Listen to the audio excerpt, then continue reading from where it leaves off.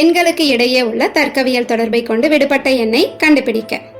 முதல் படத்துல மொத்தம் நமக்கு 4 எண்கள் கொடுத்திருக்காங்க. இதுல சுற்றியுள்ள 3 எண்களை பயன்படுத்தி நடுவுல இருக்கக்கூடிய 4வது எண்ணை உருவாக்க முயற்சி பண்ணலாம். இப்போ 12ஓட 4 கூட்டுங்க, 16. இத 3ஆல பெருக்கிட்டா 48. இதே அமைப்பை இரண்டாவது படத்துக்கும் நம்ம செக் பண்ணி பார்க்கலாம். 10ஓட 5 கூட்டினா 15. இத 5ஆல பெருக்கினா 75 சரியா அமைஞ்சிருக்கு. அப்ப இதே அமைப்பை மூன்றாவது படத்துக்கும் நாம பயன்படுத்திக்கலாம். 5ஓட 6 கூட்டினா 11.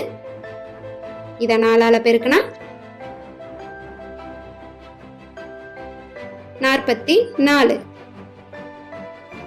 சரியான பதில் ஆப்ஷன் சி 44.